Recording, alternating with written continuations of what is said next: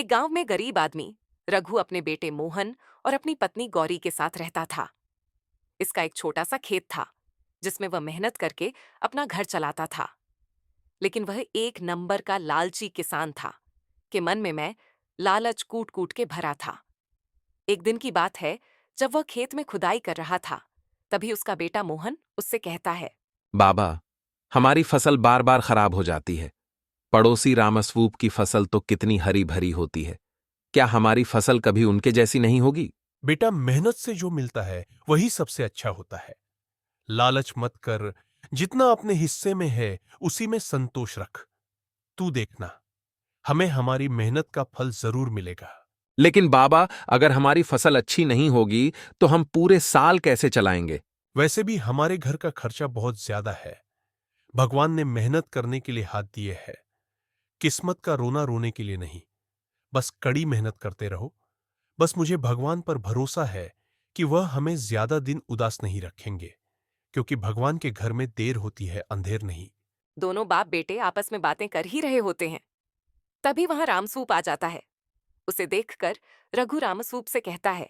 भाई रामसूप, तुम्हारी फसल हर बार इतनी अच्छी कैसे हो जाती है? तुम ऐसा क्या करते हो अपनी फसल में? अरे, मेरी तो कभी अच्छी फसल हो ही नहीं पाती है। मेहनत के साथ साथ थोड़ा दिमाग भी लगाना पड़ता है रामलाल। मैं हर बार अच्छी खाद और अच्छे बीज बोता हूं और इसी कारण मेरी फसल बहुत अच्छी तैयार हो जाती है। और इस बार फिर से मैं अच्छी खाद और अच्छे बीज लाऊंगा। नई किस्म के बीज ये कहां से मिले तुम्हें? मुझे भी बताओ भाई कि आखिर तुम कहां से लाते हो। शहर में एक व्यापारी आया था।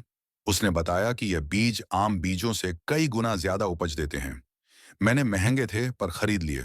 और तुमने तो देखा था ना कि कितनी अच्छी फसल हुई थी। इसीलिए मैं वहीं से बीज ले आता हूं। अगर मैं भी ऐसे बीज ले आऊं तो मेरी फसल भी तुम्हारी तरह अच्छी तैयार होगी। क्यों भाई रामसूप? हाँ भाई, तुम्हारी फसल भी बहुत अच्छी तैयार होगी। इसका मतलब मैं कुछ ही दिनों में अच्छी फसल करके अच्छा मुनाफा कमाऊंगा और जल्द ही अमीर बन जाऊंगा। रामलाल के मन में लालच का पहला बीज पड़ चुका था और उसके मन में अच्छा लालच जागने लगता है। रामलाल घर आता है और अपनी पत्नी के पास उदास होकर बैठ जाता है। गौरी खाना बना रही थी। रामलाल को पास में उदास बैठा देखकर पूछती है। क्या हुआ? इतने चिंतित क्यों दिख रहे हो? अरे, पहले कभी मैंने आपको इतना ज्यादा चिंतित नहीं देखी हूँ। आखिर बात क्या हुई है? रामसूप के खेत की फसल हर बार अच्छी होती है और कितनी हरी भरी होती थी। उसने नए बीज लिए थे और उसकी फसल दुगुनी हो गई। यह बात उसने आज मुझे बताई है, पर वह बीज महंगे थे। ना हमारे पास इतना पैसा कहाँ है जो हम लोग वह बीज खरीद सके। अरे, उन बीजों को खरीदने के लिए अत्यधिक पैसों की जरूरत होगी। अगर हम कुछ पैसे उधार ले लें तो शायद वह बीज खरीद पाए जी और अपनी अच्छी फसल उगा पाएंगे। और अगर हमारी फसल अच्छी हुई तो अच्छा मुनाफा भी होगा। कर्ज लेकर खेती करना ठीक नहीं, रामलाल। पहले ही हमारा गुजारा मुश्किल से चलता है, और अगर समय पर कर्ज नहीं चुका पाए तो शायद हमारा खेत और घर भी हमारे हाथ से जा सकता है।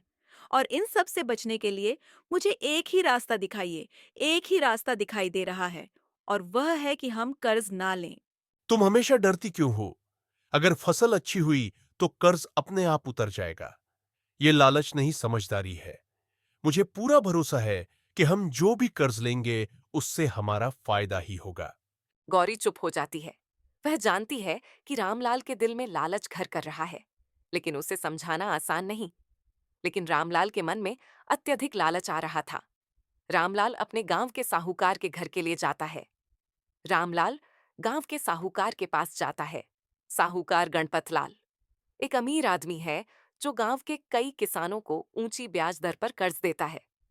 लेकिन आप रामलाल भी उसी के पास गया था। अरे रामलाल भाई, आज इधर कैसे आना हुआ? कुछ काम है? क्या मुझे थोड़े पैसे चाहिए खेती के लिए? क्योंकि मुझे इस बार अच्छी फसल उगानी है और अच्छा मुनाफा कमाना है। हाँ, तुम्हें पैसे तो मिल जाएंगे, लेकिन पहले तुम बताओ कि तुम्हें कितने पैसे चाहिए। उसी हिसाब से मैं तुम पर ब्याज लूंगा। मुझे तो सिर्फ 2,000 रुपये मैं अगली फसल के बाद लौटा दूंगा। बाकी तुम्हारा ब्याज भी तुम्हें दे दूंगा। अरे, तुमने तो कह दिया कि तुम अगली फसल के बाद लौटा दोगे, लेकिन लौटाने की बात तो बाद में होगी। लेकिन ब्याज का क्या ख्याल है? मेरा नियम है, जो लेगा उसे 2 गुना लौटाना होगा। 2 गुना तो बहुत ज्यादा है। अरे कुछ काम कर लो, पैसा ऐसे ही नहीं मिलता। रामलाल, सोच लो, चाहो तो खेत गिरवी रख सकते हो और ब्याज में कोई कमी नहीं करूंगा।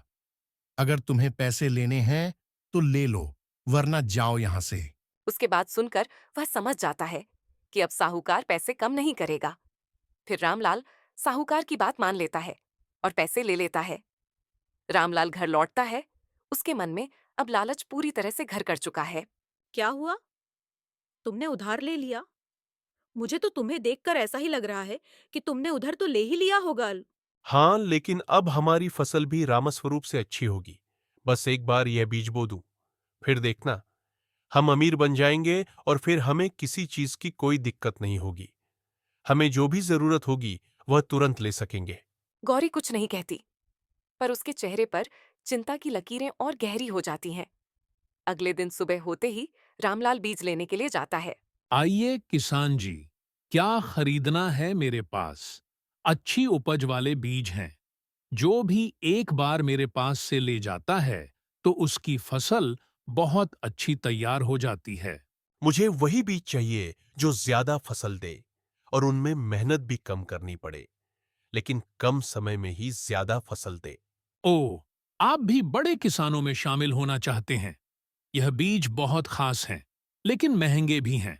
और अगर एक बार आपने कष्ट करके वह बीज ले लिए, तो आप जल्द ही बड़े किसान बन जाएंगे। अच्छा, तो एक बोरी कितने रुपए की है? आप मुझे पहले ये बात बताइए, फिर मैं आपसे बीज लूंगा। एक बोरी 2,000 रुपये की, लेकिन फसल बहुत अच्छी तैयार होगी। आप एक बार लेकर तो देखो। महंगे तो बहुत ज्यादा है, लेकिन एक बार मैं अपनी किस्मत आजमा कर देखता हूं।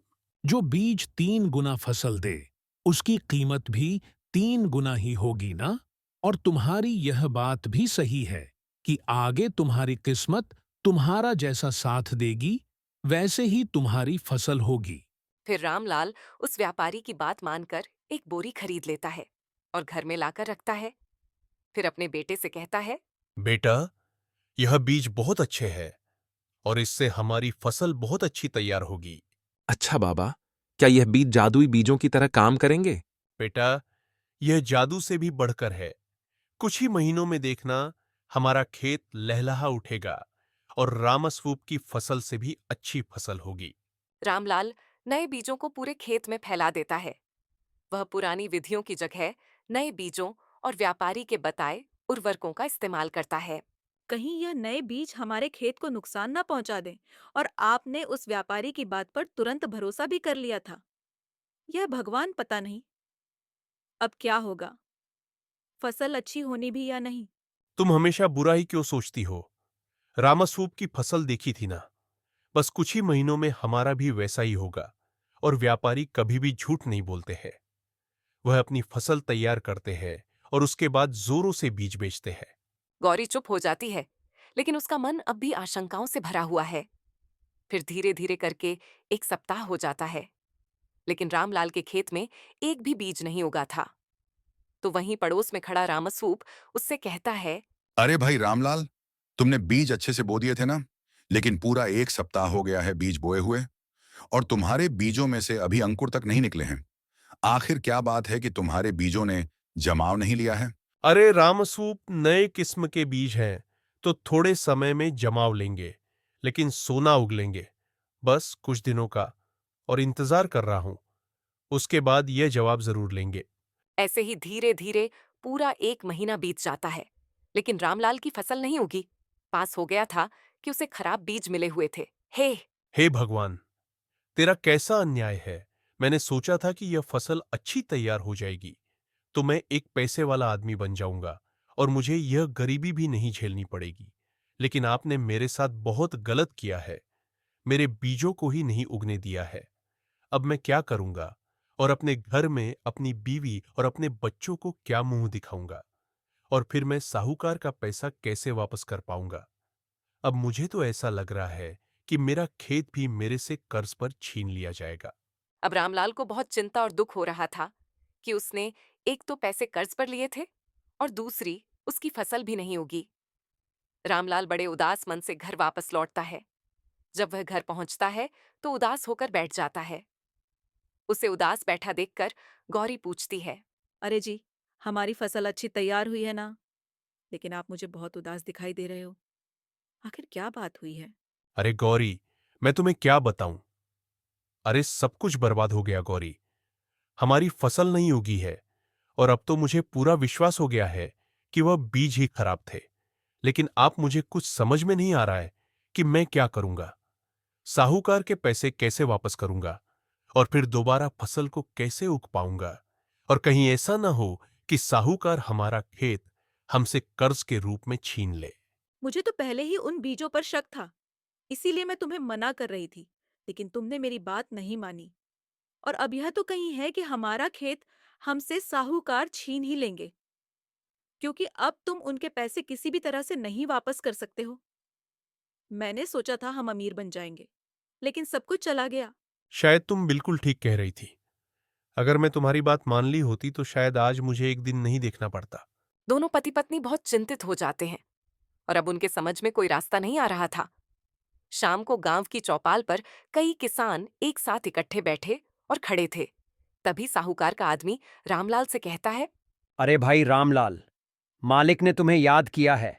जो तुम कर्ज पर पैसे ले आए थे, वह पैसे अब चुकाने का समय आ गया है, तो तुम मेरे साथ चलो और साहूकार जी के पैसे लौटा दो। रामलाल के माथे पर पसीना छलक आता है। आसपास बैठे किसान उसकी ओर देखने लगते हैं। रामलाल भाई, तुमने बिना सोचे समझे बहुत बड़ा कदम उठा लिया था। अब तुम्हारे साथ कुछ ना कुछ बड़ी अनहोनी होने वाली है, क्योंकि साहूकार जिसे भी अपने पास बुलाते हैं, या तो उससे अपना कर्ज वसूल लेते हैं या उसका खेत उससे छीन लेते हैं। भाई, मेरे पास कोई दूसरा रास्ता नहीं था। जो बीज आपने बताए थे उन्हीं को लेने के लिए मैंने साहूकार जी से कर्ज पर पैसे लिए थे, लेकिन उन बीजों ने भी अंकुर नहीं दिए। अब मैं क्या कर सकता हूं। अब रामलाल के चेहरे पर लाचारी और बेबसी साफ झलक रही थी।